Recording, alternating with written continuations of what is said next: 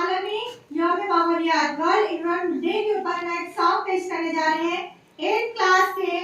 ज़ैनब, ज़हरा जबीन और कुलसुम, जिसका सॉन्ग का टॉपिक है फूलों ने जाके बूंदों से पूछा हम कहाँ रहेंगे, हम कहाँ रहेंगे।